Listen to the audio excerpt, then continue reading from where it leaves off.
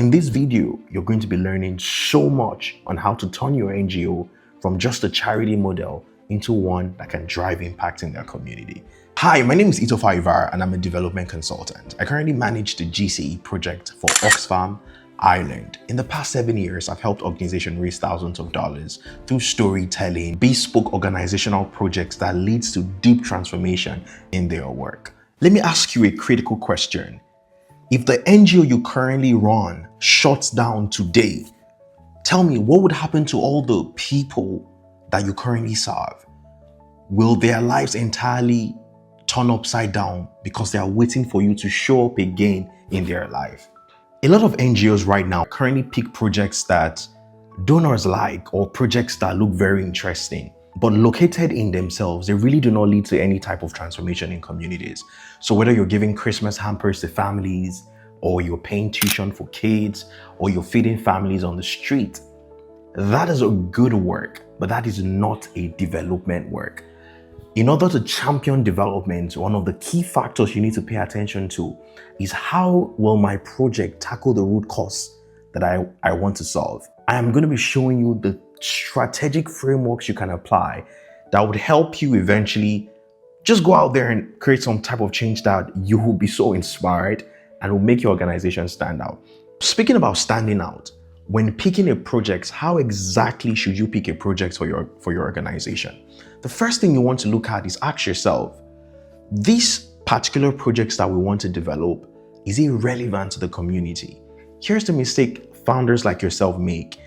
You wake up in the morning, have one of those eureka moments, and you be like, you know what? I want to save the world. I want to contribute to the world. And you get out there and design a project that fits your need, makes you feel inspired, but really doesn't tackle anything in the community.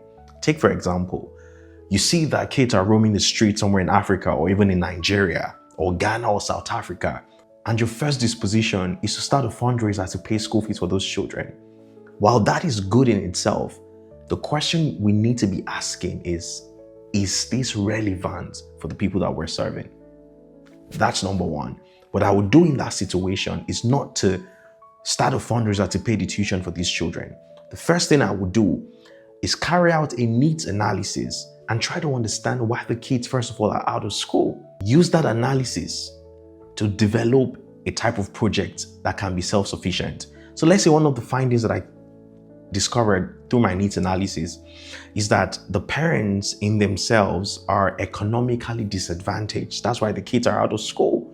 Or what if we find out that the kids are not doing well through formal education and that's why they're out of school? And so if it's the latter, where parents cannot pay the school fees, it means that the root cause is not that the children are just out of school. The root cause is that the parents cannot afford. So your job as an NGO is to ask yourself, how do we bring them to a place of self-sufficiency? Will that require us to empower them through upskilling them? Would that require us to look for a micro grant that we can invest into their maybe business idea or business venture? Could we be possible that we could create a pipeline that connects them to the people who need their services in order to put them in a position where they can pay that child's school fees? So relevance, number one. Number two is ownership.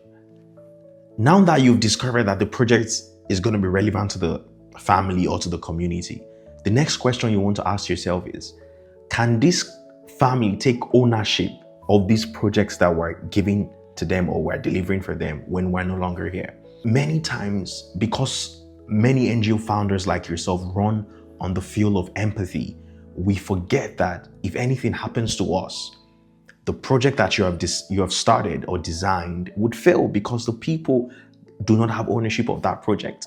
So for instance, you're paying school fees for families or for a child. What happens if the NGO no longer have money? Will the kids drop out of school? That's the implication of the path you're currently going. However, when you begin to think about ownership, how do we ensure that the children or the community can own these projects we're doing? So let's use feeding, for example.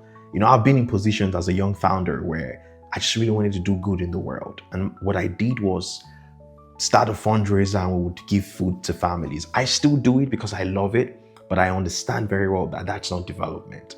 And I'll talk about a little bit about that later. What I would do instead of feeding a hungry family is to think about ways where we could sustain them when, if I am no longer in the picture as a founder, or the organization that we started is no longer in the picture, they can sustain themselves. They can own that project. It's as simple as teaching them about farming, backyard farming. I know it sounds cliche, but you have no idea the sort of impact you would have if a hungry family have the tools, the knowledge, and the capacity to farm for themselves. Or take, for example, the school illustration I gave early. I would rather teach the mother a skill. It could be tailoring, it could be art and craft, it could be painting, it could be shoemaking, it could be entrepreneurship, but something that makes her self-sufficient, that when we're no longer in the picture, they can take care of themselves. And so you need to ask yourself, these projects that we're designing, can the community have ownership of this project when we are no longer there? And so you need to design it with them in mind. Finally, you also want to ask yourself, is there a ripple effect that would come out of these projects that we're launching out for this community? Ripple effect, like, will the impact multiply?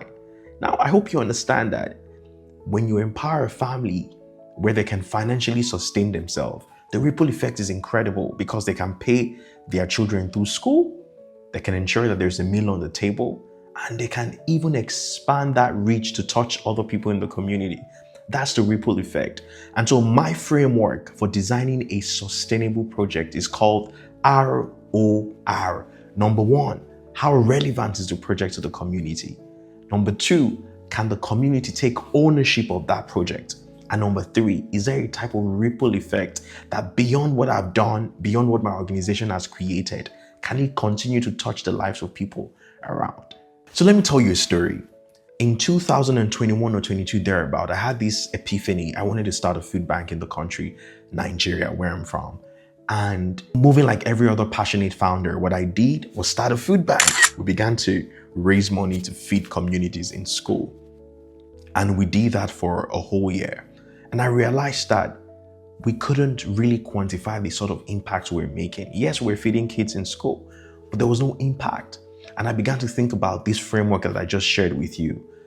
How can we create something that when I'm no longer in the picture, or my organization is no longer in the picture, the families, the kids in these schools can continue to learn, can continue to grow and develop.